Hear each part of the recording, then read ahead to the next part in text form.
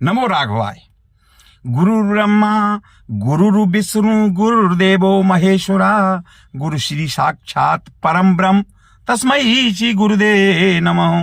त्वमेव माता च पिता त्वमेव बंधु च सखा त्वमेव विद्या च द्रविणं त्वमेव सर्वं देव शांताकारं भुजगशयनं पद्मनाभं सुरेशं विश्वाधारं गगन सहस्रम एकवणं स्वांगं लक्ष्मीकांतं कमलनयनं योगेन ज्ञानगम्यं वंदे विष्णु भवहरणं सर्वलोकैकनाथं यं ब्रह्मा बड़ेन्द्रमर्तस्तवे वेदे सांख्यप्रणवो ज्ञान्त्यं सामज्ञा ध्यानागतेन मनसा पश्यन्तं योगिनो यशान्तं विदः सुरासुरगणाय देवाय तस्मै नमः।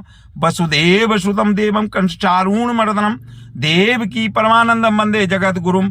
गुरु ब्रह्मा गुरु विष्णु गुरुदेवो महेश्वरा गुरु श्री साक्षात परम ब्रह्म तस्मै श्री गुरुदेव नमः।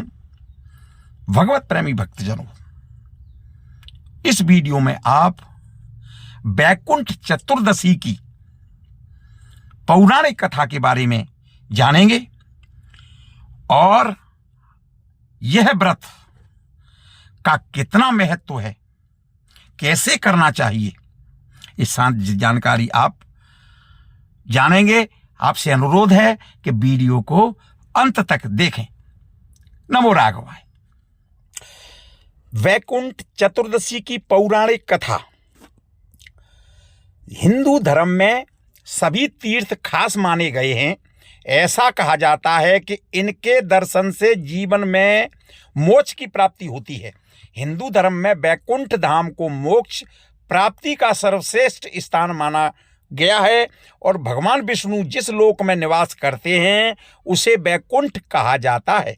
वैकुंठ धाम जगत पालक भगवान विष्णु की दुनिया है।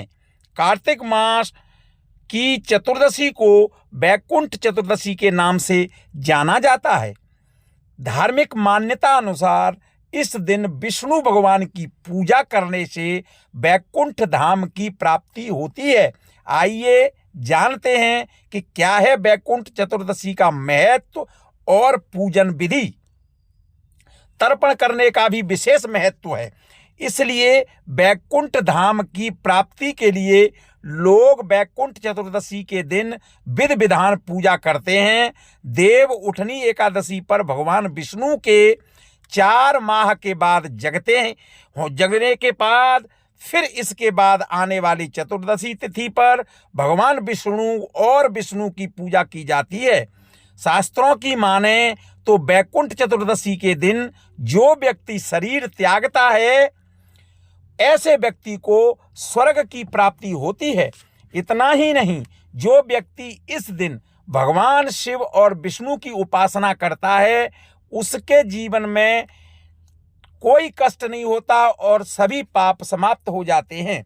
ऐसी मान्यता है कि इसी दिन महाभारत के युद्ध में मारे गए लोगों का भगवान श्री कृष्ण ने श्राद्ध करवाया था, इसलिए इस दिन श्राद्ध तर्पण कार्य करने का भी विशेष महत्व है। यह है मान्यता।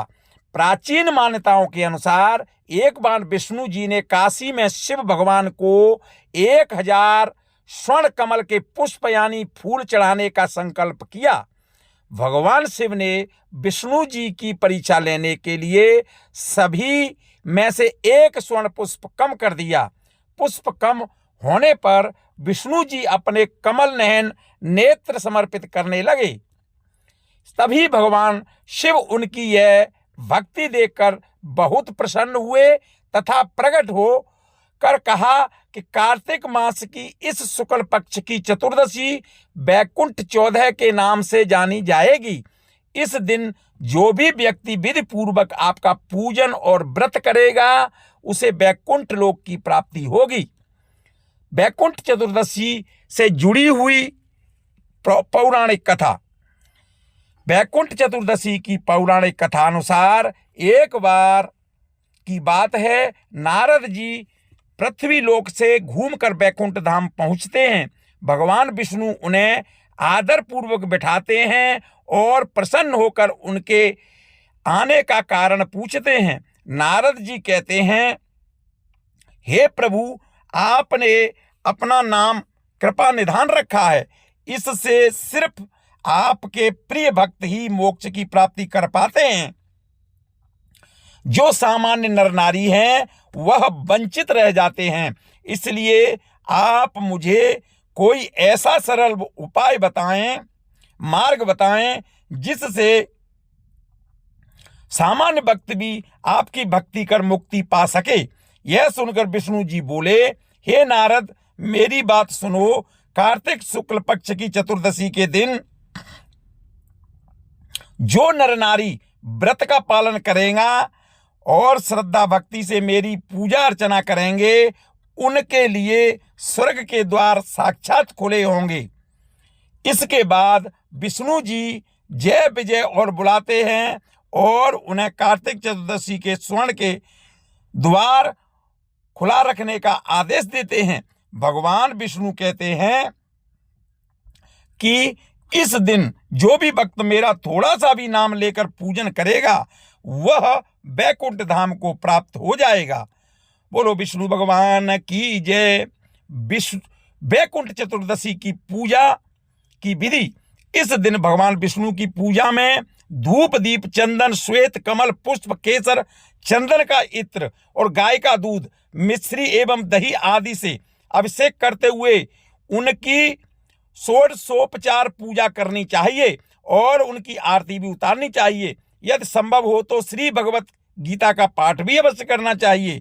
भगवान को भोग में मखाने की खीर अर्पित करें। भगवान नारायण की पूजा के बाद विध भगवान शंकर की पूजा करनी चाहिए। इन्हें प्रसन्न करने के लिए गाय के दूध या गंगा जल से इनका अभिषेक करना चाहिए। फिर पुष्प बेल पत्र आदि से षोडशोपचार पूजन करने के बाद शिव जी के बीज मंत्र का जप 108 बार करना चाहिए। बोलो विष्णु भगवान की जय। बोलो शिवजी महाराज की जय। उमापति महादेव की जय। बोलो सभी देवी देवताओं की जय। नमो राघवाय। आपने वैकुंठ चतुर्दशी की पौराणिक कथा सुनी। भक्तजनों, प्रत्येक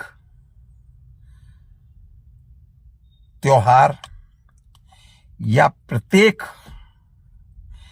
किसी प्रकार के व्रत के पीछे कोई न कोई पौराणिक कथा जुड़ी रहती है और उसका जानना हमें जरूरी है।